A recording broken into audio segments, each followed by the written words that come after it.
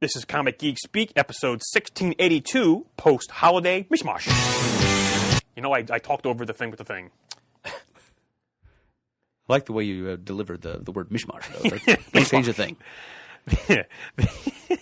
This is Comic Geek Speak, episode 1682, post-holiday Mishmosh.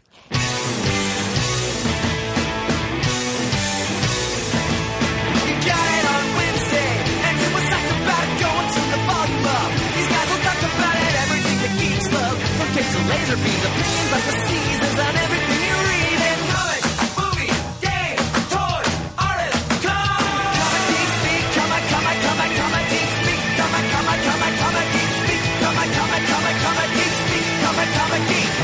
Uniting the world's mightiest heroes. This is... I'm Brian Chrisman. I'm Shane Kelly. And I'm Adam Murdo. Comic Geek Speak.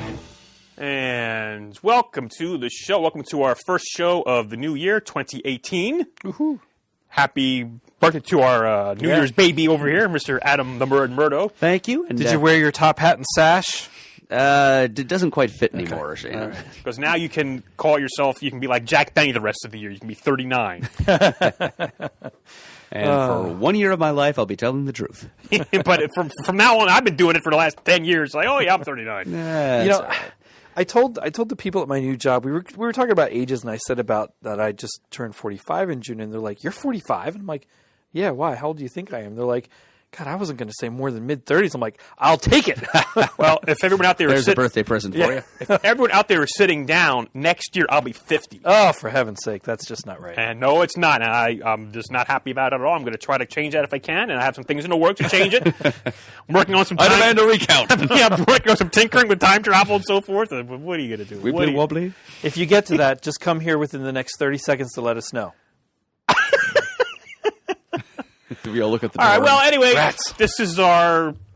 When I say mishmash, it's sort of a like all over the place comic talk episode. Where I almost thought you were going Monster Mash. I'm like, that's not right. Oh no. Well, we did It's one a of these. podcast smash. we did a mishmash thing for like a couple of mishmash years mash? ago or whatever. So I mean, I have some topics, but we have some presents to open and some things to discuss and some. What? What's so funny? Well, you know I was getting these, but I'll have to sometime through the conversation tell you what my one gift was to myself this year. Oh, Because I didn't do that last year. no, I think I skipped know it. what it is. You should know what it is. It was two of them. Yeah, I think. Well, okay, we'll get to that point. Yeah. Okay, so did anybody get any interesting Christmas gifts? Or You whatever? know, it's different. I don't know how to. I'm trying to say it very casually. Your family seems to be growing beyond present exchanges. Yes, in some ways. Because Ben's what 16, Man, and oh, man. Matt's 13. They really don't do toys all that much. When they ask for something, it's bigger things or gift cards to put towards bigger things: computers, cards, games, whatever. You know, Ben's looking to Get a get his car. permit and right. what's it going to cost to drive and all this kind of stuff. So it is a little different, you know. And many people have this, so no pity party here. But it's different without my dad this year. It was different because Mom didn't want to come up where she's at. We went to visit her for a few hours. That's the first time in 16 years we've driven anywhere on Christmas because we always stay home because the kids. So that stuff was just different. And it wasn't just any other day. That's not what I mean. It's just a new way of doing Christmas now than what we ever had before. The kids could have cared less. The presents under The thrill is gone. Yeah. In a lot of ways, the presents under the tree had name tags on them this year, and instead of just being from Santa to them, they were from things related to what was inside. So Santa was playing jokes on them. So like Ben got the season 3 Flash Blu-rays for Christmas, and he picked up the package and said, "To Ben from Barry," and he's like, "Who's Barry?" And Matt got Arrow, and he's like, "From Ollie, who's Ollie?" And so as they're looking Shopping at Ollie's Bargain Outlet. as they're Good looking stuff, cheap. as they're looking at all this stuff and wondering what Santa was doing, they started to I'm have sorry, you keep saying Santa. yes, because I don't know who all's listening. Oh, look at you being a smart parent. So Wow. as Man, oh man, oh More man. considerate than I would have been. as Yeah, they were jeez. looking around at this stuff, they were wondering, who are all these weird people?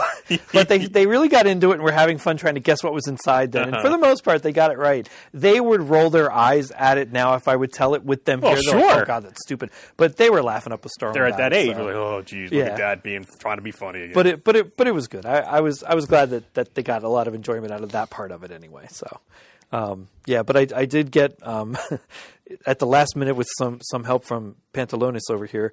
The gift I got myself was the Lego Batman movie Egghead set and the Justice League Celebration set. So I wrapped them up with Wonder Dog. with Wonder Dog. Oh my God. That and Egghead. And How El do you say no to Diablo. Egghead? Right. And El Diablo. Oh, God, they cannot do anything wrong with that property right now. And you got 14 of the 20 Batman Lego minifigures from the second series. Yep. But you didn't get Xander Jaina. No, and I haven't seen them. Normally, like last year, I saw them at Toys R Us and Target before Christmas for Oh, yeah. whatever set was out. Right. then. This year, nothing past what you were able to help me with. I haven't seen a damn thing, so Yeah. it'll come. Well, I'm a not lot of worried stores about that. were inventory prep and Yeah. post-Christmas I was surprised to see them last returns year. and things. Yeah, But yeah, we'll get back in full swing pretty soon. That was fun. But yeah, no Zan and Jane. I was like, ah. But the other ones, man, they look great. And I know some of the other sets coming out. I did pick up. We were at Target in Exeter looking for something with that light bulbs, I think. And I came across the one smaller set that's new with Captain Boomerang in it. So that was kind of cool. Okay. And I know there's one coming out with Gentleman Ghost in it. Really? And I'm like, oh my God, I got to get Gentleman Ghost. Nice. So I was the only one that really got toys for Christmas. But Ben said he'd want to sit down and put them together with me, so that'll be cool sometime. But yeah, that Justice League set, man, I was so glad they came out with that. I was hoping that they would, for what a great scene that was. But yeah, it was still fun. We had a good time. Very nice. What about you, sir?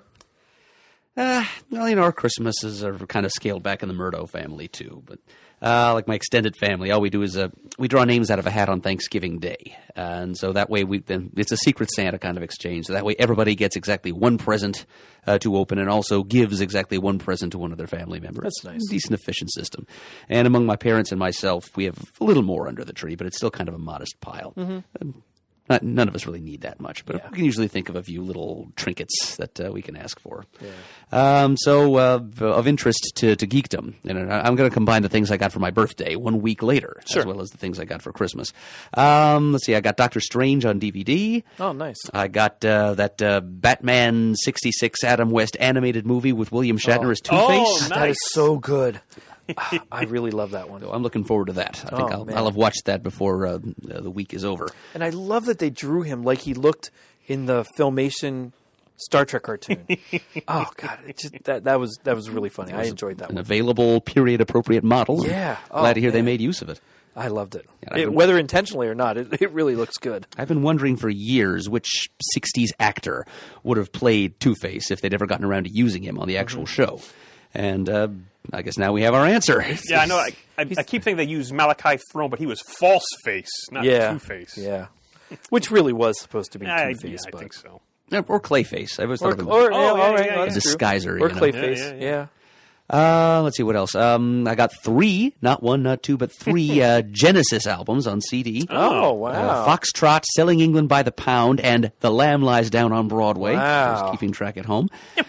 So I've got like their first 6 albums now. I'm building a collection.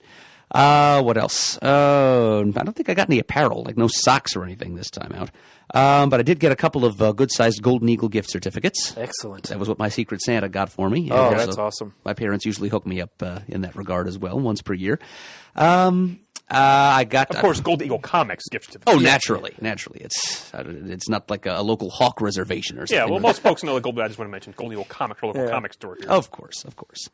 And no, it won't. It'll probably last me through the spring.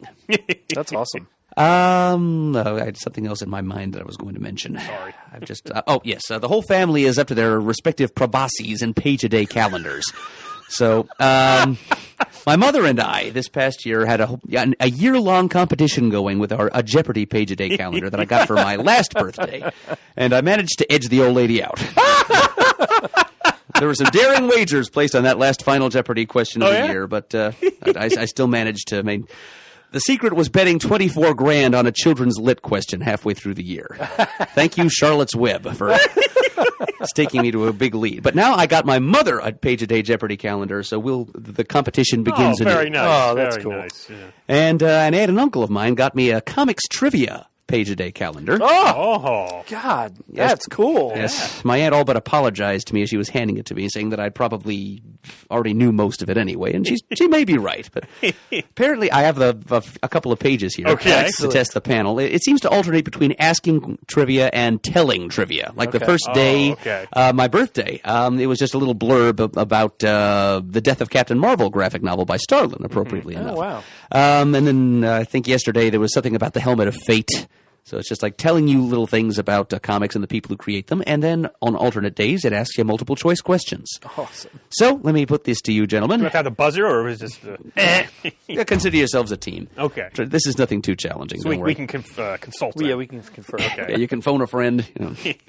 What was the name of Jack Kirby's Stan Lee spoof that Kirby introduced at DC after leaving Marvel? Funky Flashman. You didn't let me read the options. Well, I don't need to read the options. I know. I would have known that one. I didn't need to hear it either, but I'm surprised you don't, Shane. No, I don't. Oh, yeah. So, the options were Stan Stanley, Glitzy Gas Bag, Funky Flashman, and Neil No Talent. Sorry if I'm showing off without guessing it without the answers. But That's right. I do that with Star Wars. This other one, you need to hear the options. Are you sure? I think so. All right. Which of these Marvel characters were created first? You don't know what they are. Oh, all right. First, the Submariner and the Human Torch. Second, Captain America and Bucky. Third, the Fantastic Four. Fourth, Nick Fury and the Howling Commandos. That would be Submariner Human Torch. You got it. Marvel Comics #1 from 1939. Nine. Yeah, and Yes. Captain come to 41. I would have known the year, but I thought it was Submariner. Yep, and technically I think it, like Motion Picture Funnies, which is like a little ash can thing they yes. distributed at movie theaters. I think that actually preceded Marvel Comics #1. So those are the first couple of questions from that calendar. That's cool. I'm going to save... Any time it teaches me something new, I'm going to save. Oh, okay. Any question that muddles me. Has it happened as of yet? No, well, we're only... We're like 5 days in. Well, I know. 4 days in. 4 days. To me, 5. Once I start the day's over. I'm on to the next one. No, so like on the calendar at So work. the sun is set, so in Yeah. the Shane and Jewish calendar, it's already tomorrow. Because on that we have a schedule for different things at work, and every morning I scratch off. Like this morning, I went in and scratched off 1-4 because I've already started that work day. It's over. I'm worried about the next one now. Wow, all right. And one more present I wanted to ahead. mention of interest to you, Shane. I got a book of scholarly essays about the Muppets. Get out! Yep, it's called Kermit Culture, Critical Perspectives on Jim Henson's Muppets. It's I'm gonna have to look that up. Yeah, sure. Wow. It's on Amazon. It's like 15 essays in all. And it's mostly focusing on the Muppet Show years. It's Nice. nothing about Sesame Street or the Fraggles. Well, that would have been all right too. But wow, I didn't know that was out there. I'll have to look that up. Published, I don't know, maybe 5 years ago? Surprised that didn't cross my path somewhere along the way. Excellent. Something they did at work that I thought they did every year, but apparently they didn't, is on my team, we exchanged presents in a Secret Santa kind of way. And you put out there for everybody to see 3 interests you might have so that somebody could get something small. It was like a $15 to $20 item. And the guy who got my name went above and beyond, because I listed like Star Wars, Star Trek, comics, whatever. He went, and not knowing a single thing about comic books, not a blessed thing, went on the internet, found Midtown Comics website, ordered a gift certificate from them for me to order something online or go there to get. Nice. So that was a nice surprise. Yeah, I said, you really went above and beyond. He's like, I know nothing about comics. I'm like, well, you did good. This shop's awesome. You did well. You did well. This shop's fantastic. So I was quite surprised. Yeah. Well, yeah, Christmas time for me, I'm just slowly coming back to normal. Oh, yeah. Because I was working the third shift overnight, 10 p.m. to 6 a.m. for 2 months straight, with the last month being 6 nights a week. So I was really just not doing anything of anything. And back to normal now. Back to now working, days. Yeah. And slowly getting back into things and so forth. Honestly, I used Christmas Eve and Christmas just to catch up on a lot of sleep. I mean, Does it That's really? pretty much what I do every year. yeah. I mean, I'm sure I've asked you this other years. Do you sleep the same throughout the Christmas season? Like, can you adjust quickly to it? oh yeah. I mean, when I come home from work, and I get home 6:30, I go to bed and don't get up till whenever I feel like getting up. Okay. But I live alone, so I don't do anything special for Christmas. But I went down to my cousins and aunts a few days after because my brother and his family came up for Christmas. And Shane had helped me, gave me a couple of Looney Tunes comics for my nephew, and I got him a trade of the first Looney Tunes comics because we talked about that. And holy cow! I mean, usually when I see him at the holidays, he's just all over the place, running around and so forth. He sat and he read every single one of the comics. I saw the picture on Facebook of him doing just that. And the trade, and it's like, holy cow, he's just quiet. He read everything. Then I said, oh, let's open up the fingerling. And then, okay, I'll help break loose. Oh, monkey, and he's a monkey, makes sounds. So he's acting like the kid for that. But and I'm thinking maybe, which one did one of you guys recently get a subscription in the mail to DC Comics? Am I misremembering that? I did back in, let's see, I've been married 21 years. So in 1997. All right, so it wasn't any time recent. No, but I did. I got to research that. Maybe just get him a subscription to DC, to Looney Tunes comics. I'm pretty sure the little have it delivered right to the house. Then the little subscription ads in the comics themselves. In the bottom of the where the gray matter is that says the publishing. Yes. In there, it says it should say what every comic can be done as a subscription. All right, I'll look into that. At least then. it used to. All right. Well, Adam mentioned Golden Eagle comics and gift certificates, and I wanted to bring up they have had a thing for many, many years. I'm going to say over 20 years. I've done it. I've done it when Len was still alive. Wow, I wasn't even aware of it until 2 years ago. I think they have a thing called Gridiron Guesses. Yep. And it gets me in a store every week. Sure. Basically, they have a sheet for each week of the football season, regular season. Mm-hmm. Where you pick the winners of usually the Sunday games, and the Monday night game, you pick the winner and the points, total points, and that's your tiebreaker. Yep. And the person with the most correct answers and, the tiebreaker gets a $10 gift certificate. And I was always awful back in the day. I mean, Len would just make fun of me, but then I won twice in a year. I was like, oh my God, I was so happy. Well, this year I think we mentioned that Adam won one week. And I won 1 week. And actually, I would have won another week if Kansas City didn't give up a late garbage touchdown. I would have won with the points in the tiebreaker. But anyway, that's not why I called. Yeah. But so I go in there, I guess two weeks ago, I guess it was, after week 16. And I'm walking in, and I see up on the counter, I see where they have the winning things. And there's 2 of them there. And I think, well, wait, but there's a tiebreaker. What? So I get closer, and I recognize my hand raise. Oh, my God, I won. And then next to it is Adam. So we tied. Now, we picked, I think, one game different, each of us. Yeah, neither one of us expected which one did we both get wrong? Well, we both got Jacksonville winning over the 49ers. Right. Yeah, but you did not bet against the Cowboys. No, but I picked the Bengals up to the Lions. Right. So that's what. But so anyway, so we both had 2 wrong going to the tiebreak, which was the Eagles in Oakland. Yeah. We both picked the Eagles, who won, and we both picked the same number of points. 52.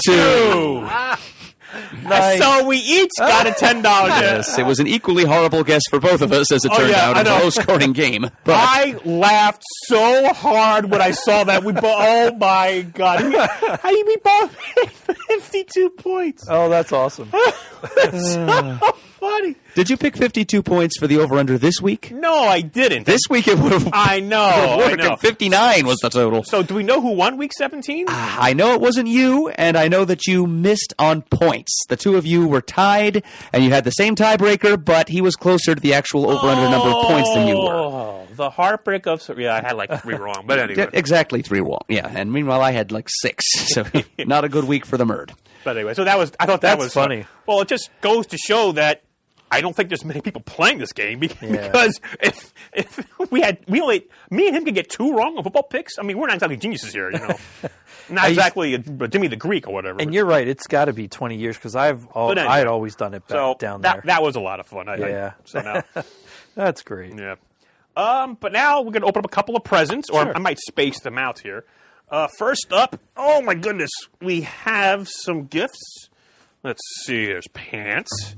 There's Shane and Murd. This comes to us with a letter. It says, Dear Geeks, thank you all for the hundreds of hours of truly amazing entertainment.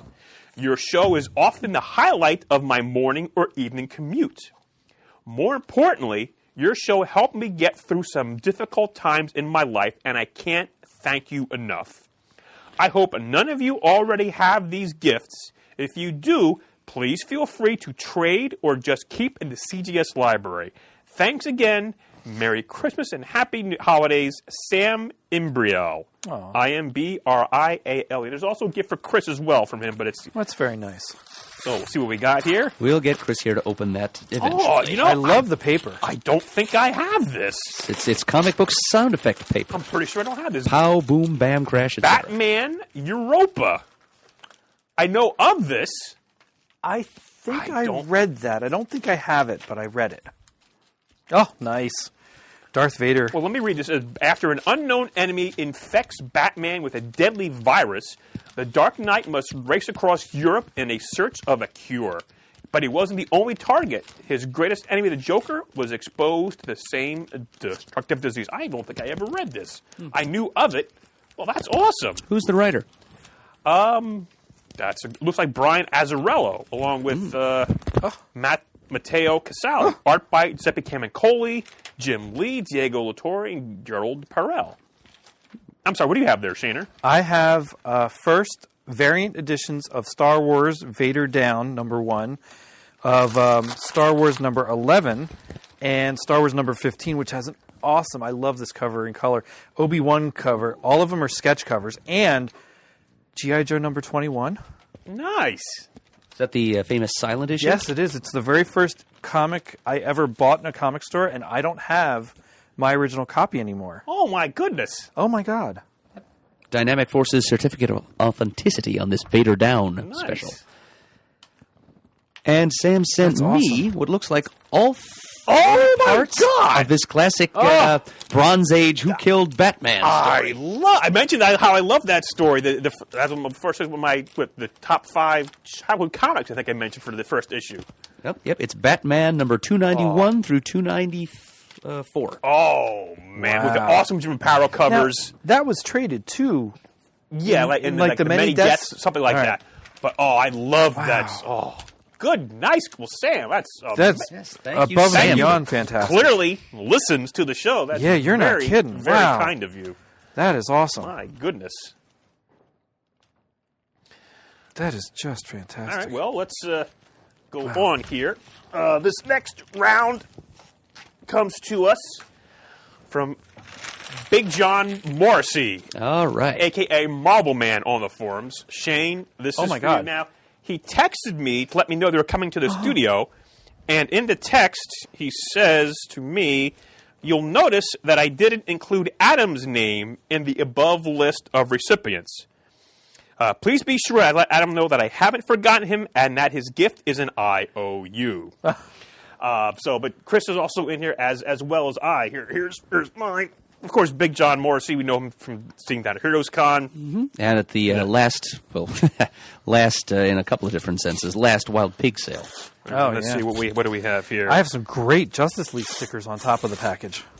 Ooh, Jim Henson's The Storyteller. Dragon Eye. This is something I have never. This is a very nice looking tome we have here from Archaea. It's not the stories you tell, but how they are told. Very nice. Oh my God, that's awesome. Is there any Katie Cook content in that? Look. Oh my God, Shane. What is that? The Batman 60s TV show, Batman Phone Vinyl Bank, life size. That is awesome. I have never seen this. I never know that either. Oh You my can God. pull it off and put the coins inside. Oh my God. Oh, that's fantastic. Thank you. Yes, for when you want to call the Batman collect. Oh God, I love 60s stuff. Wow. I know that there's is there's awesome. no Katie Cook content in this one here, Adam. But of course, it has a nice cover by David Peterson. Oh, yes. That is a nice cover. Wow. Awesome. Well, John, thank you very much. Thank you. Wow, that is awesome. May I see that, Yeah. Shane? Oh my God, Batman phone vinyl thing. Wow. Coin back replica, not a working phone, it says on the back there. That's even better. Oh, my God. And we have, not to be outdone, we have once again, it seems like every year, our good friend Dr. Eamon Clark from the UK has sent over a package with a nice Cyberman card. And the card it reads, Happy Cyber Christmas to all the CGS family. Thanks for another year of great listening. Please enjoy some 2000 AD thrill power. I guess that's what that says. My handwriting is not that great. Regards, Eamon. But yeah, because as always, it all comes back to 2000 AD. At Christmas time, it certainly does. Yes, it does. So, of course, he has some things in there for Brian Deemer's kids, for Clara and Hazel, so I'll make sure they get there. Has for you, Matt. Very nice. Your son, Ben and Matt, they're... They always Shane. ask. They Got were something asking. for Brian, something for Chris. Another thing here for Shane. Well, this is some very interesting wrapping paper here. Brian C. and for Adam. Of course, Eamon lives over in the UK, and I got to see him again this year at the London Super Comic Convention. And actually recently appeared on one of his podcasts, the Mega City. Oh, nice. It was a very brief. He interviewed me very briefly at London because it was the 40th anniversary of 2000 AD. Mm-hmm. And he was asking many creators for what their favorite moment of the last 40 years was. You'll have to listen to find out what mine was. Yeah. I was actually at it was at the very end of episode 51. Oh.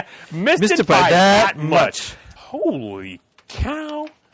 Prague 225 from August of 81 with Dark Justice and Mega City 1. An awesome Brian Bowl on the cover. Nice. Now that's awesome. I have a 2080 presents Scream and Misty. Oh, all new stories. All new stories inside.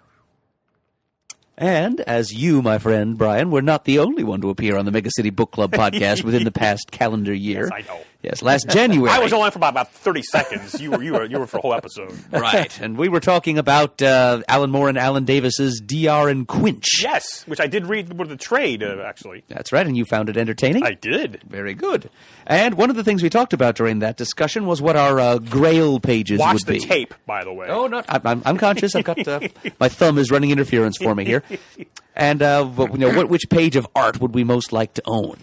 And one of my replies was the wraparound cover that Davis had done for one particular prog, that being Prog 450, 28th December 1985.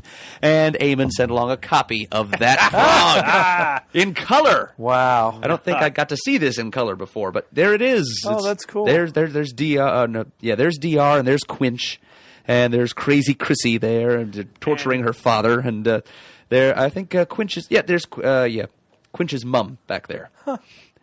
And lots of very worried-looking aliens in the middle of their Yuletide celebration. It's being held hostage by this cast of psychopaths. It's even more impressive in person, in full color, and in its original newsprint. Yes. Wow! Thank you very much, Eamon. He's been like our own personal Father Christmas. Oh, yes, he has. Yes. The past decade or so. He was one of the first to give us Christmas presents, actually, and he has not failed to deliver with the gifts every year since. So thank you very much, Eamon. Yes, it's very kind of all of you. Thank you very yes, much. It is. Speaking of Eamon, he recently posted on the comic forums. Of course, he's Caliban on the forums, talking about our review of Doomsday Clock number 1. Said something very interesting. Because he, like Adam, he says here, he bought the first issue and felt guilty about it. Particularly, I'm quoting from his post now, particularly since I have now read some internet essays which compare the way DC have treated Moore and Gibbons with other examples of industry abuse of creators.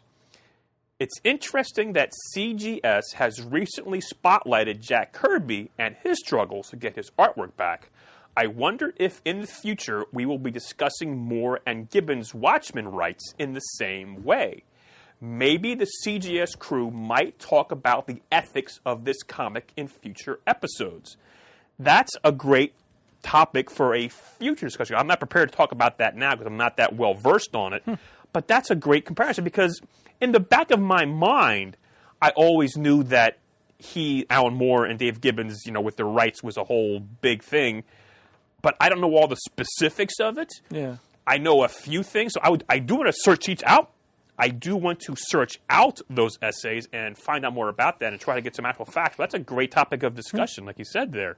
Do either of you know anything about that? No, I don't. Can't say I do. I was hoping that Chris would be here because I'm sure Chris might know some things about that, being the historical guy he is as well. But that's a very interesting. So again, Calvin, thank you so very much. All right, guys, I do have some topics here, so I'm going to keep going if you stop me. No, go right ahead. The only thing I'll say is I have yet to sit down and finish watching the Doctor Who Christmas special. It was on my list here. I know. I figured it was. Oh, my God, Shane. I got a half hour into it, and then all hell broke loose with doing all this other stuff, and I have not sat down to watch it. I was going to do it last night, and I fell asleep on the couch in a very odd manner for me. I never fall asleep. I'm always up to 11, 12 o'clock catching up on things. 9:40, I'm sacked out on the couch. So, yeah, that'll have to wait for another time. You wound me deeply. I got scolded by one of my old coworkers, too, because she texted me and said, "Did you watch it? Did you watch it?" I'm like, no. Shane, I got nothing going on. I got nobody to talk to. I know. At you least Doctor Who can't bother to watch an hour show for me. I watched it live on the BBC I know online. you did. I know you I did. was so excited. I found out with a few keystrokes. You sent me a text. I did. I said, here, I watched it live at 12:30 Eastern Standard Time in the daytime, live on the BBC, because I didn't want it to be spoiled by anything else. I was traveling. Well, yeah, but, But I still haven't been spoiled. I haven't seen or read anything about it, so I know nothing about what happens. I watched, like I said, I got like the first 20, 30 minutes in, and that was it. I loved it. I mean, I won't spoil too much, but you do know it also involves the first Doctor. Oh, yeah. Oh, absolutely. Yeah. Well, yeah. Watching the first half hour of it, I got that. I mean, that's right. You watched the first half hour. And I loved how they did the whole from the actual episode and morphed into from the 10th planet. Man, yes, what a great way to do that. What I saw of it, man, I loved. Well, I thought it was a great episode. Kind of emotional, but then I'm always a soft touch with these kind of things. Yeah, and a great exit for the 12th Doctor. Great entry for the new 13th Doctor. Jodie Whittaker. Yeah, I can't Looking wait forward for to that very much. But now we have to wait till I think maybe like August or September for this, which makes me nuts. But again, that's not your problem. It's a first world pants problem. I get that. But and what a great way to bring in the first Doctor. Yeah. And oh my God, the actor's name escapes me. Hartnell? Well, the one that played him, David Bradley. David Bradley. Yes. Love that he did it in the anniversary specials. And that they brought him in to do it for this. At Adventure in Time and Space. And he's was actually great. also going to be at Gallifrey 1 in Los Angeles. Oh, wow. Next month, which I'm going to, as well as Stephen Moffat's going to be there. Nice. Looking forward to that very much. Stephen Moffat, I wanted to ask him about coupling, because I love coupling. It's like, oh, my God. It's Doctor Who, but no, I love coupling. Such a great show. Oh, my God. Because he dropped in a few Doctor references in coupling. Yeah. Yep. I love mercy. coupling. That's very funny. It's great. All right, well, I'm going to soldier on here with a few things. Have you guys heard about DC in DC? No. Well, I know the Benson sisters will be there for it. Yes. This is something I don't know why it took this long to have something called DC in DC. It's basically DC Comics. Well, let me pull up if I can get the press release here. DC in DC on MLK weekend, Martin Luther King weekend. Okay. Warner Brothers Television Group and DC Entertainment bring the worlds of their TV series and comic books to Washington, D.C. for a landmark pop culture event Friday and Saturday, the 12th and 13th of January. Also featuring the world premiere of the Black Lightning TV series. Public panel discussions and appearances by stars and producers from Arrow, DC Legends of Tomorrow, The Flash, Gotham, Supergirl, and Freedom Fighters, The Ray. Also, comic book authors and artists from DC, and invited guests from publishing, politics, government, service, academia, and more. Plus, a premiere screening of DC Universe animated movie Batman Gotham by Gaslight. Wow. I heard about this, and like I said, I've been in the cave for the last 2 months, haven't seen the sun for a while. Yeah. I'm going down for the weekend. Get out. I got a room for Friday night and Saturday night. Got my tickets for the premiere of Gotham by Gaslight. Wow. A couple of panels. You mentioned the Benson sisters. Yes, Julie and Shauna will be on a panel about Wonder Woman. It's a free panel at the museum. Oh, wow. I'm sorry, at the Newseum down in Washington. There's also a panel on let's see, at 10 o'clock, The Art of the Matter, From Sketch to Screen. Talk about how you get from, comics to screen. The Many Shades of Heroism, DC Heroes Through the African-American Lens.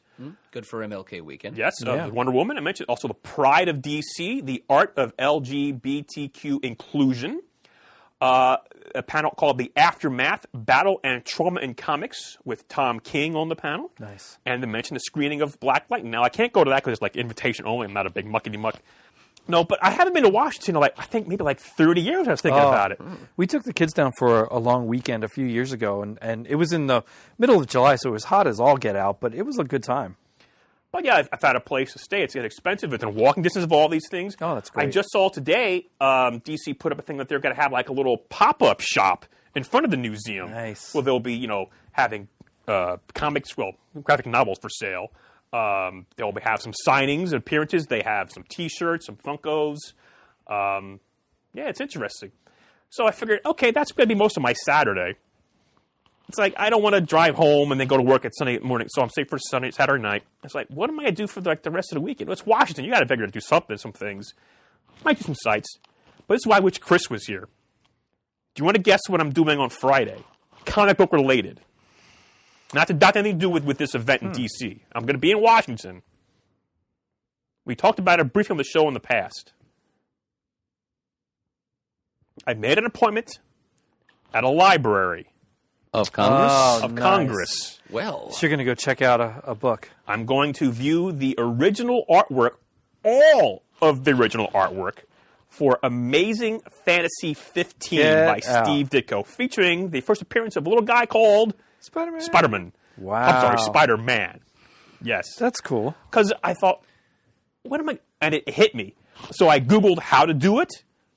I emailed, got a response very promptly, and I've got an appointment to go view. And now you could just view just the Spider-Man pages, but I didn't even know that they had the rest of the book there. Wow. All the Steve Ditko artworks. I'm going to get to view that in person. That's awesome. Drool. So I'll report back on that. Maybe take a few pictures. And I saw like a video where the curator, one of the people who works there, saying, "Oh yeah, people take selfies with the artwork all the time and stuff." So, geez. Looking forward to that. That's very cool. much. So I wish Chris. Well, I mean, he'll probably be listening right now. So Chris, I'm sorry you weren't here to. Sorry you can't come along, but Wow.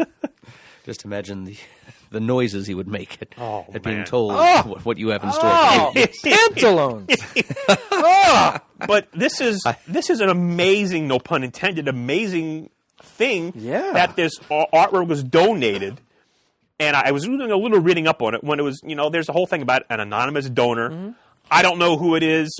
I know folks who think they know who it is, whatever. But they did not get it appraised before they donated it.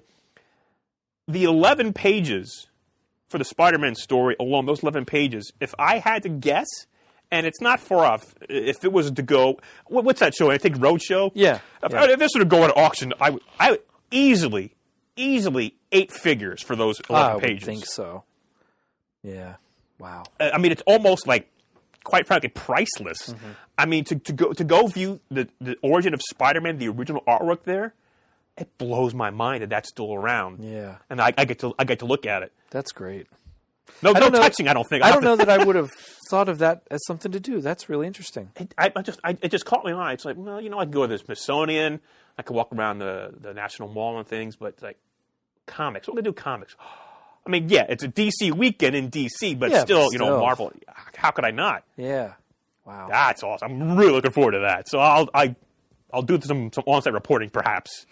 I'll report back about that, but that's cool. It really is. Yes. Now, somebody mentioned this, I think, on the Twitter.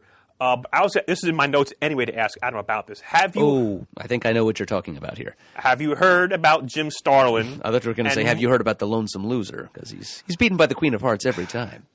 I can't think of the rest of the lyrics. So I was going to try to join in, but you beat me to the punch, sir. But anyway, about Jim Starlin leaving Marvel. The Marvel Comics division. Yes, the Marvel Comics division. Yes. Let me quote here. This isn't. I first saw about this on the Hollywood Reporter of all things. I guess because it does kind of the movies a little bit. Yeah, probably.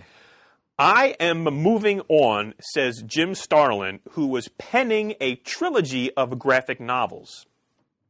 Writing on Facebook, Jim Starlin, whose upcoming graphic novel, Thanos, The Infinity Siblings, remains set for a February 2018 release. Already pre-ordered it. And was believe I did as intended well. to launch a trilogy from Marvel, Yeah. said, quote, what I objected, because he's done with Marvel Comics, what I objected to and what will keep me from doing any further work for Marvel editorial was Tom Brevoort approving a plot for the current ongoing series of Thanos, which was pretty much the same as the Thanos story arc in the graphic novel trilogy Alan Davis and I have been working on for Tom for close to the past year.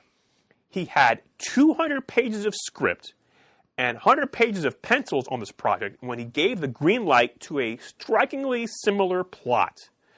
The ongoing will be in print before the graphic novel trilogy. To avoid spoiling anyone's enjoyment of these two stories, I will not be summarizing the striking similarities. So this is from his Facebook thing, and yeah, because I know you were very excited when we talked about this in previews. Yeah. A story that's going to highlight the relationship between Thanos and his brother Eros. So what are your thoughts, sir? Well, my thoughts are, Starlin, he's getting older, and he's been buffeted about by this industry and its vicissitudes for a long time. It's what? It's vicissitudes. I'm sorry. Dumb it down for pants. It's I need a thesaurus calendar. I kind of. the slings and arrows of outrageous fortune. Okay. There's the twists and the hard knocks that fate deals you. Uh-huh. Or that the industry deals you. And so I think he's earned the right to be a bit temperamental after all he's been through. And I can't blame him for having a bit of a snit. He maybe overreacted a tiny bit about it. But I agree. He has a point that I really want to believe that Tom Brevoort is a better editor than the evidence is mounting that he is, because he's one of the few people left at Marvel from days gone by who still has some appreciation for continuity, and he's a fellow trivia maven. But it seems that he's not the strongest editor around, because if he let something like this happen, the current run of Thanos, the ongoing series, is written by Donny Cates, I believe, and he just took over like an issue or two ago. And I think Chris and I agreed that after the previous creative team wrapped up, we were just going to kind of walk away from the series. So I didn't buy the first couple of issues of Donny Cates' run. I don't know where that's going. So if I won't be spoiled, and I won't be bothered by whatever similarities Starlin's referencing. And I do give him credit as a gentleman of the medium for not spoiling what those similarities are. He's thinking of the readers. So there's some other creators who in this position would probably just say, hell with it, I'm going to go, unless he's under some kind of NDA that prevents him from doing so, which is always a possibility. So yeah, I'm kind of sorry to see this happen, but I'm not going to spend much time blaming Starlin for it, because as I've said, he's an elder statesman of superhero comics. He's one of my favorite creators, and if he wants to walk away, as far as I'm concerned, it's his right. And besides which, he may change his mind between now and when the next installment in that trilogy is scheduled to roll around. Marvel can probably come up with something to do to appease him.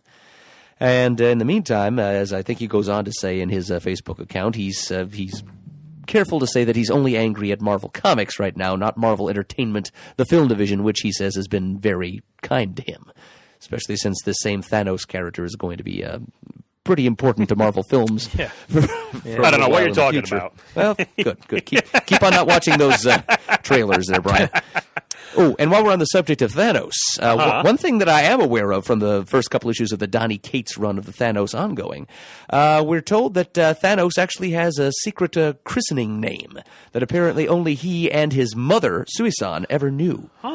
And it's I got this from one of the news sites. I don't even remember which one, but should we say spoilers? Okay, spoilers, I guess. Apparently, Thanos encounters his future self. And the future self authenticates himself to the younger Thanos, just to make sure that Thanos understands that he is not just a clone or a doppelganger or something, because he provides a piece of information that only Thanos himself and his dead mother ever knew. Okay. Thanos' birth name, which apparently... Is it Billy? It's not Billy. It's also not George or Fred. It's something that I don't know if this was cleared with Starlin or if it was something that Starlin passed on to Cates to put. I don't know, but I think it's something of which Starlin would approve for Thanos because it's taken from Greek mythology. It's as indeed Eros and Thanos, Star Fox and his brother. Those names are taken from the ancient Greek. They mean love and death, respectively.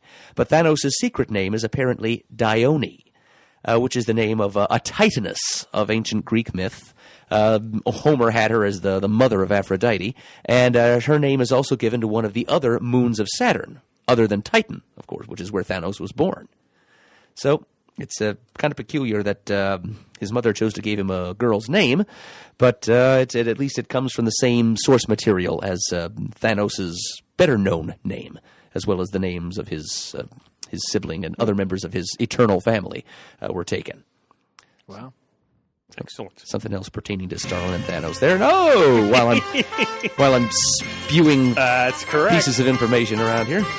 Once again, it's time. No air harp today.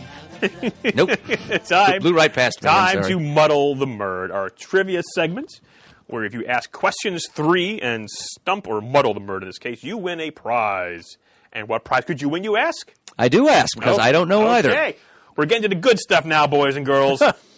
We have a pencil, 8.5 by 11, pretty goodly detailed. Is that even a word, goodly? It is, but it's not generally used in the way you used it. Okay. Within this century, anyway. A very nicely detailed preliminary cover drawing by Stefan Roux of Zatanna number 8 Wow. from the 2010 era. So a prelim to the Zatanna cover number 8 by Stefan Roux could be yours if you muddle the murd. And right now in the queue is a question 3 from Mike Atchison. Oh, I'm going to be attacked.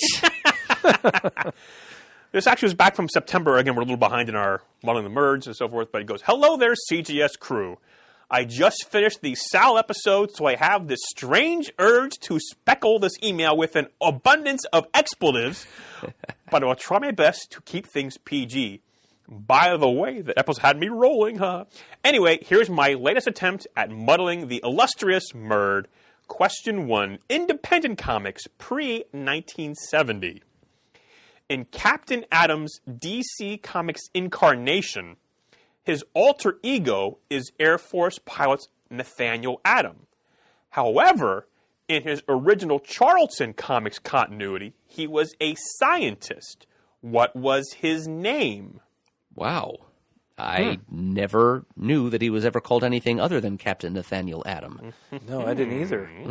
Well, this is something I might learn from. I ordered that. Yes. That trade of the Nightshade appearances. Did you order that as well? I'm not sure if I did. I believe I did. I think I might have to borrow yours. That's fine. If I ever get it, that is. I mean, I have some of them in the actual comics, I think, from the time. Yep. Well, I know I have a couple of Silver Age Ditko-drawn Captain Atom issues in my collection as well, but alas, I haven't read them yet, so I don't know what his name would have been other than... well, I might as well guess something. Sure. Christopher Dux. I don't know. No. Well, this is interesting to me because I thought you knew everything, but of course this wasn't in DC's Who's Who. This is a Charlton thing. So his name was Alan Adam. ADAM? ADAM. Okay. Wow. Dr. Alan Adam, huh? All right. Question 2. DC 1970 to 2000. On what then fledgling writer was House of Mysteries cadaverous caretaker Kane, alliteration, I love it, modeled? That was Len Wein, That was Len Wein. the late great. Yes. I saw that one coming down Main Street that he was going to get that, but I'm holding out hope with the first one. Well, anyway, Does it mention on whom Abel is modeled? it does not. Why don't you tell us? I was going to say Bob Rozakis, but I'm not sure if that's even right. Well, it's not in the list here, so even if you're wrong, it's fine. Well, not No really. penalty for incorrectly answering questions that were not asked. That's correct. We're going to finish up here with Marvel 2000 to present. Kevin Smith wrote the much-delayed 6-issue miniseries Spider-Man Black Cat, The Evil That Men Do. Who were the penciler and inker? I think that was Terry and Rachel Dodson. And you would be correct. All right. He goes, I got yep, 2 of 3. 2 out of 3 ain't bad. So I won't be sad. Yeah. He goes, take care of Mike Atchison, a.k.a. Atch Attack. Merry Christmas and Happy New Year to you, Mike. Yes. Who has been... I think did I send him a prize for a muddle sometime in the not-too-distant past? You may have. You have to check. You're the one who mails these things out. I think I did, because I remember saying that I was not at all sorry to be sending out a prize to him because he'd been so generous with us. That's correct. Have to check your muddle mail. The cover prelim is still up for grabs. Yep. Get those cards and letters in fast, folks. we do have a couple in the queue. We do have a couple in the queue right now. A few more penultimate muddles. Well, now hang on a minute. We have the penultimate. We actually have 3 in the queue here that I see right now. So, but nothing since October has been arrived in our inbox. Anyway, continuing on. Have either of you gotten to watch The Punisher on Netflix yet? No, God, no. Shane, I know. I had to ask. But, Oh no, absolutely. well, I'm ashamed that I'm so far behind. That's why I started getting Netflix, was because of the Marvel me properties. as well. Yes. Now I'm woefully behind. I'm still in the middle of Luke Cage. Well, I made a nice 6-episode watch yesterday, my day off. Nice. So I watched it, and I'll be spoiler-free, but damn, was that good. That's what I keep hearing. Stuff. It was very good. And I know I'm just giving out platitudes because I'm not a good reviewer, but I really enjoyed this damn thing. Good. Because I went into it pretty much blind. I knew the Punisher was going to be in it, and that's all I really needed to know. I didn't, and because I'm not Mr. Ohatmu over there, I don't know a lot of the Marvel characters and things. So did you read like Welcome Back Frank and that kind of stuff? No, I did not. Okay. But actually that quote, Welcome Back Frank, was in the episode. And the credits for like based on a story by Jerry Conway, John Romita, I think it was John Romita, and Ross Andrew. So would that have been Welcome Back Frank? Well, no, Welcome Back Frank was the Garth Ennis and... Yeah. Okay. The Marvel Knights or... Yeah. So I don't know what it was based on. But I know Jerry Conway was one of the originators of the character. Oh, yeah. If not, was he the co-creator of it? Pretty sure, yeah. Okay. ASM 129? That's the number I had in mind. Yep. Ooh. I didn't think you knew any numbers. I don't know many, but that one for some reason stays with me. Okay. Yeah. And I think exactly 20 issues later was the first appearance of the Spider Clone 149. Oh, look at you. Yeah, look at Yeah, me. yes, look at you. Okay. But anyway, great action. Holy crap. Good story, the acting. Now, I won't mention, but there was a character's name in there that was mentioned many times throughout it because the character, he appeared in the show. Yeah. And I had no idea. I just didn't know. I didn't make a connection to comics because I'm not Mr. Ohatmu. But if I would have said his name to Adam, he would have said, "Oh, I know who that is." Can you say it now without spoiling things? Probably not. I'd rather not. Okay. Just because, I went in not knowing who this person was and was surprised when things went down the way it did. And in the very last episode, maybe like halfway through it, something happened to this character with a mirror. And as it's happening, I realized, holy crap, I know who that character is now. Googled the character's name, and sure enough, I was right. But I watched the whole episode, the whole series, 12 and a half hours at this point, and I had no idea. Because if I would have known the character's name, I might have seen more things coming. Yeah. But I didn't, and I loved it. And sometimes I like not knowing so much about certain things so that I can come to that kind of a revelation during a last episode or a last part of a movie. I'll be interested to see what it is. Now, if you want off the air, I'll tell you the name that I'm thinking of. Oh, yes, please do. Once we're done, off mic. Without me around. I want to. Okay, just plug your ears, sing to yourself. But anyway, I was like, oh, this is some good stuff. And I'll take all the Karen Page you can give me. Holy cow. I mean, she's a great actress and everything, but talk about easy on the eyes. Deborah Ann Wall, oh my goodness. Could not take my eyes off when she was on screen.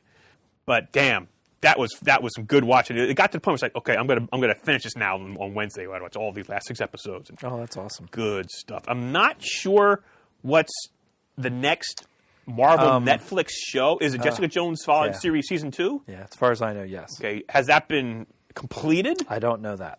Okay. And there's Runaways going on Hulu. I still, wait a minute, what's the matter, Shane? Go ahead. No, keep going. I got something about Hulu. Then. Okay, I got an email. I think I still have, like about 4 or 5 days to take advantage of a $5.99 a month offer for like a year of Hulu with like limited commercials. So I'm thinking about it because there's Runaways. There's There's Johnny with the Johnny Carson thing. Oh, yeah, that sounds like a pants show. It does sound like a pants show. There's, of course, The Handmaid's Tale. Yep. But I'm trying to find, is there anything else? It's $6 a month. Okay, Shane. Here's what, if you liked these when they were on before, there's in the works for a 2-season stint, Animaniacs, Pinky and the Brain, and Tiny Toons, which I loved. I'm sad to say. Don't say you've never watched them. I won't. Oh, my God.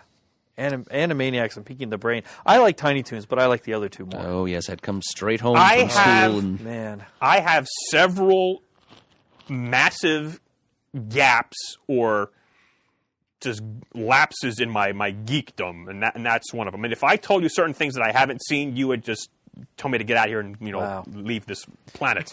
Well, and that I want to see them in the worst way, but I don't have Hulu, and damn, I don't want to pay for another service. But I know. all the stuff you just mentioned, plus all this stuff. Yeah, it's $5.99 a month for a year's commitment with limited commercials. Not no commercials, but there are some commercials you have to. Yeah, I have to think about that. I know. It's tempting because it's like I got Netflix because of Daredevil, and I found many other things to watch on that now and then. Oh, yeah.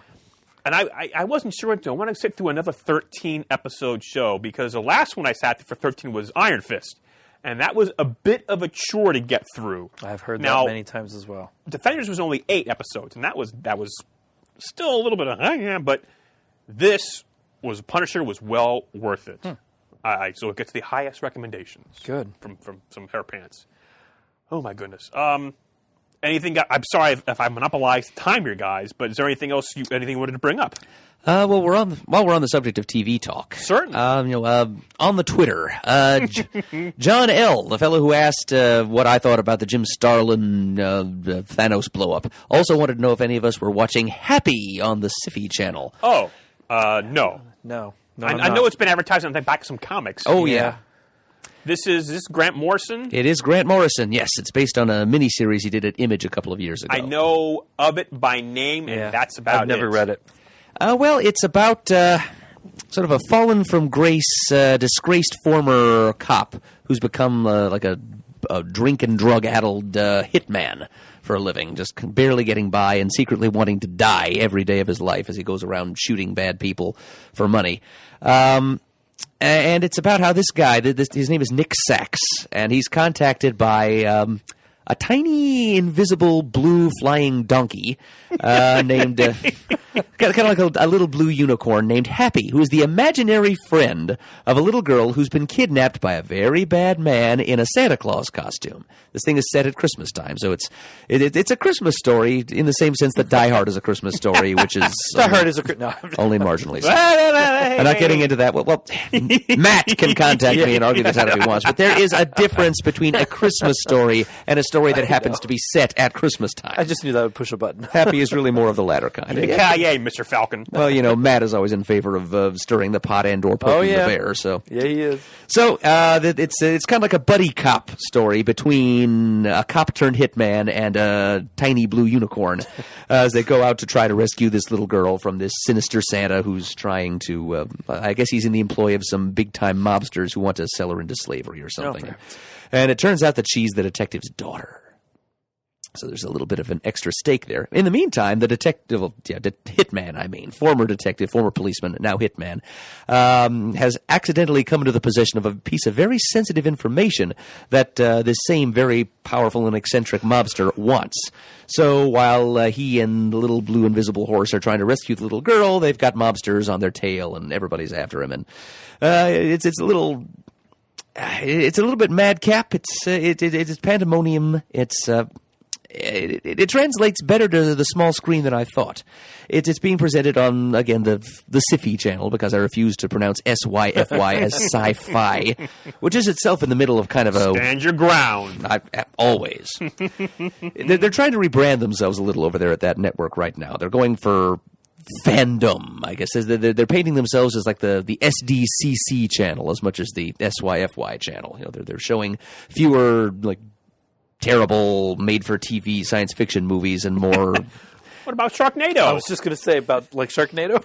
2, 3, 4 as well? Or? Yes, that's an example of what I was talking about. That's right. It's developed a cult following, but all the same. We're going to see less of stuff like that and more of reruns of Futurama. They've just acquired the rights I know. Oh, man. I couldn't believe that, although...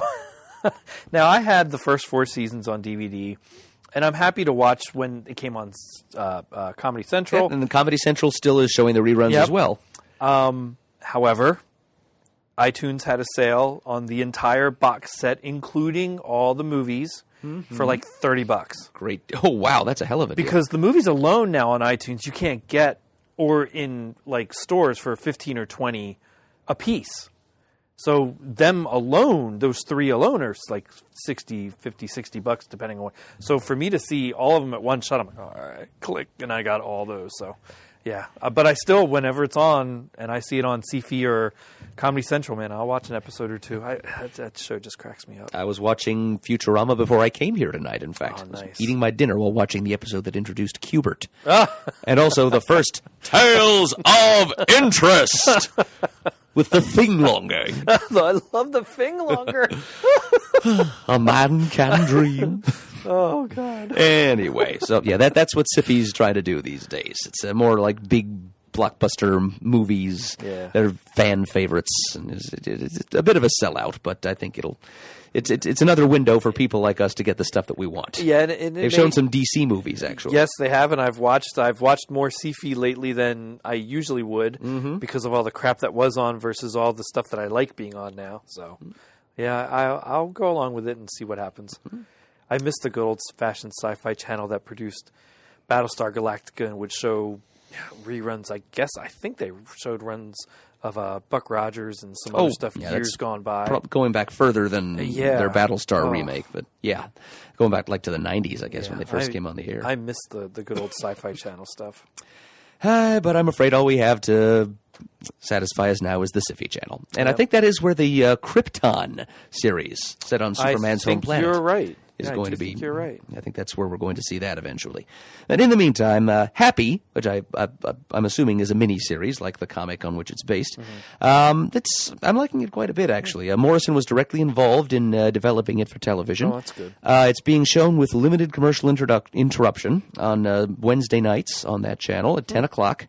And there's a liberal dropping of language that I'm surprised they can get away with showing, even on basic cable before midnight. Yeah. But yeah, plenteous F-bombs. They're not really holding anything back. Really? The lead is played by Christopher J. Maloney, who apparently had a role on one of the primetime network cop dramas, and he's kind of doing a parody of the kind of character he played there, and it's also kind of a pastiche send-up of various action hero types. He's just kind of stumbling and gritting his way through these absurd circumstances in which he finds himself, and it's just the right amount over the top. Yeah, it's I might have to check that out. Yeah, and it's the cinematography, the pacing is just lunacy. It's very fitting to the source material. Not that I've gotten around to reading that yet. It's in the pile. I won't get to it for a couple of years, but I know that it is definitely staying close to the original premise.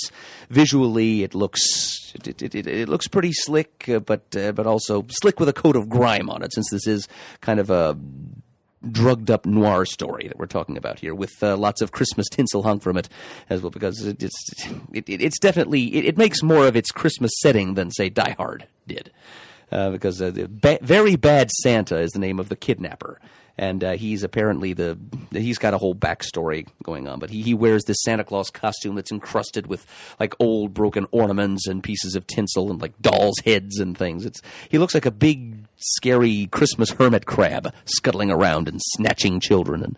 And Very, very, very memorable. A whole bunch of memorable characters in this thing, and Patton Oswalt plays the little imaginary friend guy, and plays the role to the hilt. So yes, I am enjoying Happy very much. If we did this for TV shows as well as movies, I'd give it 4 frickin' swears. Good. All right. I'll have to check that out. Very good. Anything else in anyone's mind? I have been caught up on all the DC TV stuff, and I still like Flash the best. I could kick myself for, and I don't want to spoil it for people who haven't watched it, but there was a certain new hero introduced on Flash, and I could kick myself in the ass for not figuring it out beforehand until they actually said his name, and so I'm like, you've got to be kidding me. The preview, I'm like, all right, some guy that does this, all right, whatever. Is this the last episode before the mid-season break? No, this is a few episodes back. Okay, so I'm all but caught up. So are we talking about? Oh, Yeah. yes. Yeah. Okay. Yeah. Yeah, from the preview, I'm like, all right, whatever. I didn't really put much into it. And then they said it the next episode. I'm like, holy crap. And the kids are like, what are you laughing at? I'm like, well, this and this. And I'm explaining who this guy is. That character makes this season. Oh, my God. You're not kidding. I just Fantastic. love every minute this character is on screen. Me and too. Very well cast as well. Very well cast. Yep. So, I've actually been enjoying Gotham more than I had been lately. It's still its own thing, and there's no way to say it otherwise. But I enjoy the stories that they're telling, even though I still would not look at it as a Batman story or anything like that. It's so completely different than anything Batman or Gotham related that I've ever seen before. But it is entertaining, I think. So I am still liking that. I really want to. God, I keep going back about debating with Hulu so I can watch Runaways and this other stuff. I did just go to the movies. What did I see? I saw Justice League, saw Star Wars. Is there something after that? No, I was supposed to go see Jumanji with the kids, and they were sold out. First time I have First time I have not pre-ordered tickets in a year. I was home the day after Christmas and thought, well, we don't have anything necessarily planned. No, it wasn't the day after Christmas. Well, really, any time between Christmas and New Year's, it's a little less surprising when a showtime is sold out. But I thought it was already out a whole week, and it came out on that Friday when we tried to go see it. And every show, as far as the eye could see, was sold out. So I got to figure out when to go take them to go see that. They want to go see. I mean, I'll go see it because it looks entertaining. I want to go see it because of Karen Gillan. Well, that doesn't hurt. But I gotta be honest. We've watched the other Jumanji, the first one when it's been on. Never saw it. It's fun. It's worth watching. Robin Williams is great. No, they're gapping my watching. I saw it on my birthday. I believe it was January 1st, 1994. Okay. Here we go again. I saw a post from a relative of yours about your eidetic memory. Eidetic. See, Barbara Gordon memory. Yeah, like with you saw Pinocchio on your 6th birthday that scarred you for life. One does not forget being scarred for life, Brian. Jeez, but you can remember things like, I can't remember what I had for lunch this morning. Now, see, that stuff I can remember from my childhood. Not specific dates, but I know what I've seen with who and about. That's why I secretly hate you. Oh, the secret's out! No. Yes. No, but that memory, it's like, ugh. Well, I remember because Penn State was in the Rose Bowl. Oh, stop it. This is before I was really interested in college football as much as I am now. But Penn State was playing Oregon in the Rose Bowl that year, and they did win, but I was too busy watching Jumanji with my dad, who also doesn't care that much about sports. He prefers movies to sports. Oh, my gosh. But I was surprised the kids wanted to see it. I didn't. They saw the couple trailers, and they're like, maybe they want to see Karen Gillan. Well, that could be. They have watched Doctor Who, and they are getting that old. They both kind of nudged me as we're watching the trailer, and like, we go see that. I'm like, yeah, all right, let's go see that. It does look kind of fun with The Rock in it, and even Jack the premise. Black. Yes, Jack Black. It's a clever premise to bring it about again. Yeah. I just kind of wish A cursed Robin video Williams game instead of a cursed board game. Yeah, but I was kind of pleased by the trailer that I saw. So yeah, I'm up for going to see it whenever I can get tickets. But I was surprised.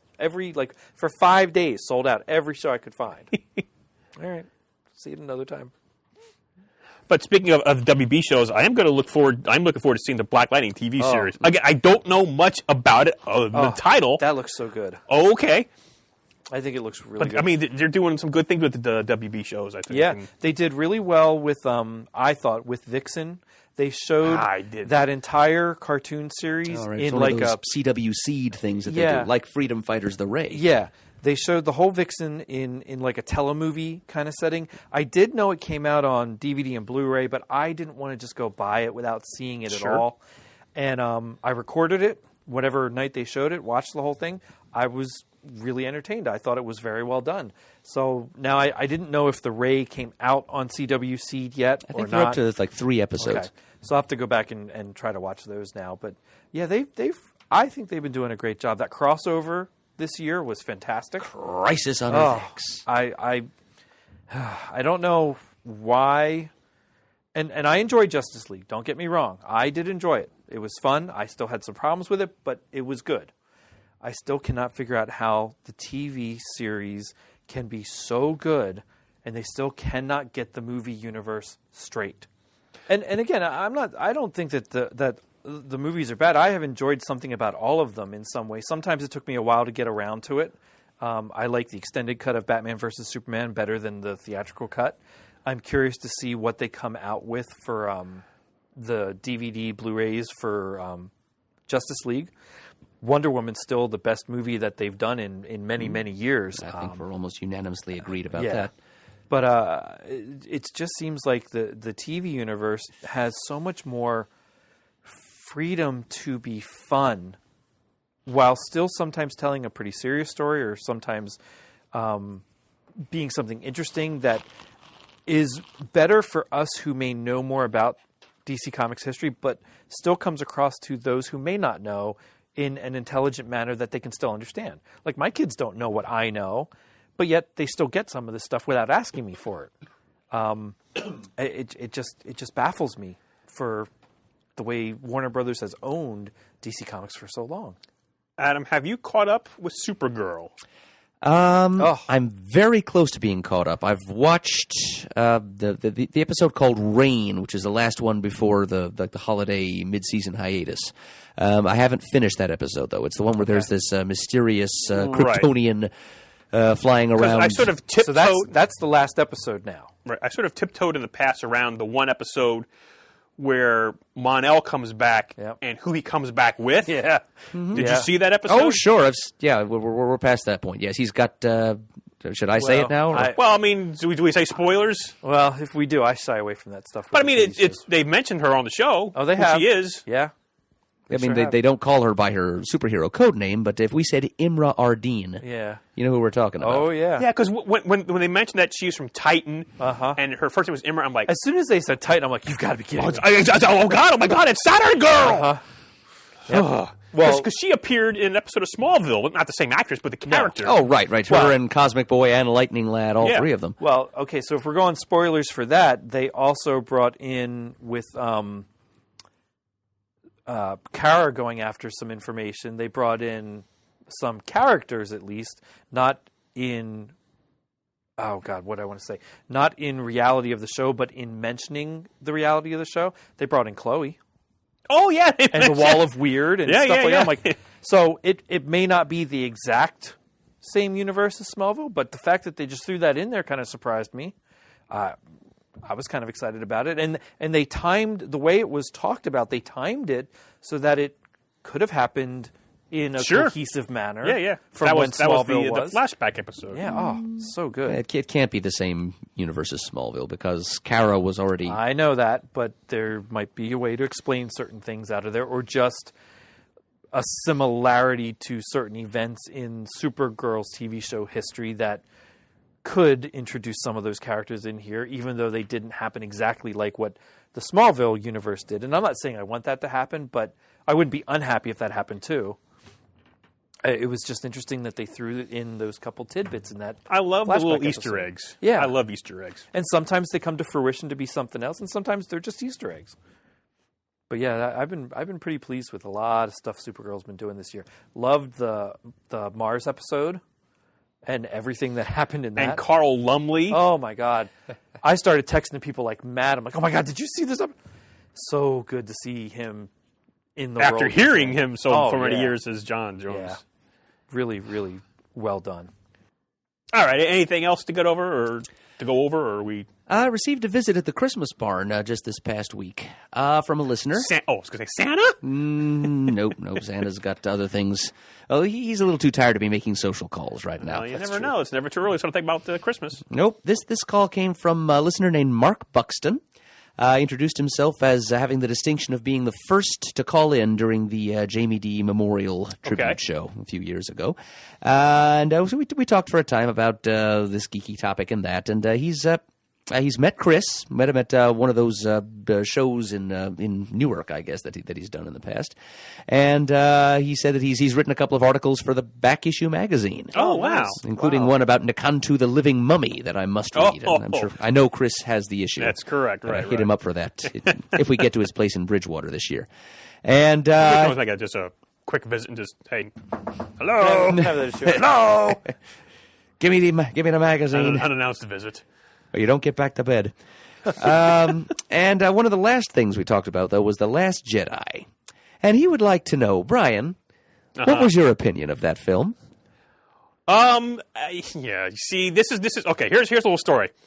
So, it opened up on that Thursday. Yep. But because I was working overnights, I couldn't see the 7 p.m. showing because I had to be at work by 9. So I went the showing I was at. I got a ticket for a 3:45 afternoon showing on the Friday the 15th of December. Because I slept till around 1 o'clock. Woke up and it was snowing outside. I said, well, I'll do laundry and so forth. And I had my reserve ticket, so I didn't have to rush down. The theater is less than about a mile from my house, the IMAX theater. Yeah. So I wanted to go see an IMAX. And so, yeah, it's 3:20, and it's snowing outside. It's, 2 inches, maybe 3 inches. Maybe, what do you think, Shane? It was 2 or 3 inches. So, as I mentioned before, I have a new Jeep. So I hopped in the Jeep and had no problems getting down to a movie theater. And I saw it. I'm going to be very basic because I enjoyed it. It had a lot of good points for me. I need to see it again. I've only seen it once. There was some very emotional moments in it for me. So the movie ends, and I saved the whole thing. And now I hadn't showered because I woke up right now. I said, let me just put on my old stuff and just put deodorant. I'm just going to go like I'm right now wearing my Yingling sweatshirt and my pants jacket, and I had my pants hat on because my hair was a mess because it's another story.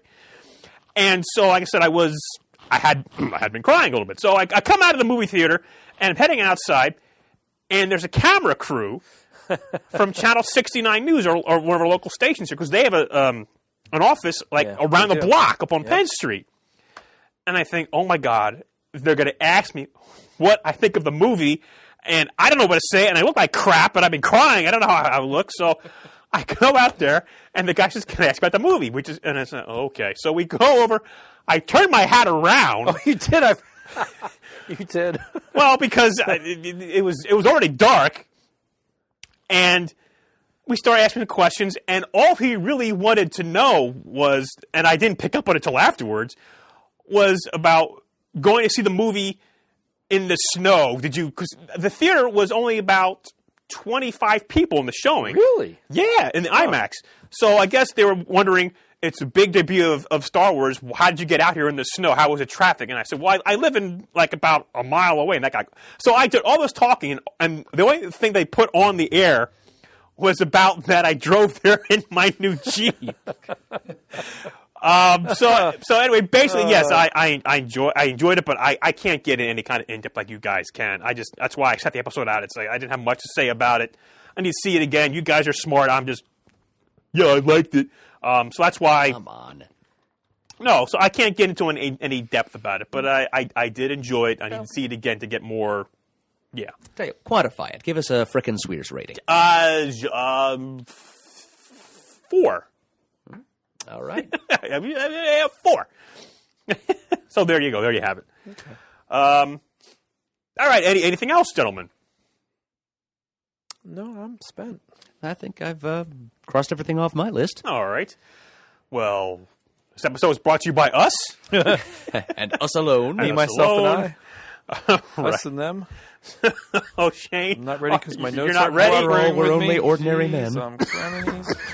The music's playing, so you better get going. I know. It's all out of order. There we are. Jeez, you'd think I'd have this memorized. You would think Visit so. us at comicgeekspeak.com to send us an email. The address is comicgeekspeak@gmail.com.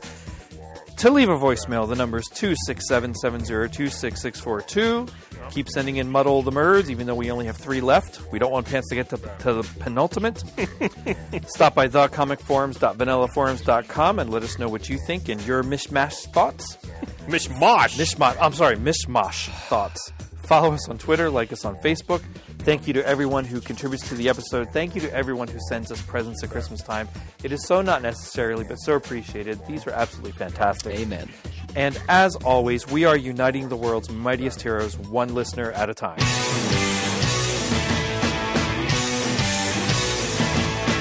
got it on Wednesday, and you was psyched about it, going to the volume up. These guys will talk about it, everything that geeks love. From cakes and laser beams, opinions like the seasons, on everything you read in comics, movies, games, toys, artists, comic geek speak, comic geek speak, comic geek speak, comic geek speak,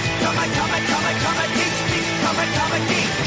Uniting the world's mightiest heroes. This is Comic Geek Speak. Ryan Chrisman has been a fan for decades and was worried when the snow started to fall, but he's got a new, more snow-suited ship to handle the trip. I can see the snow coming overnight at work, and it's just, I have a new Jeep, so I'm happy to drive around in the snow with my old car.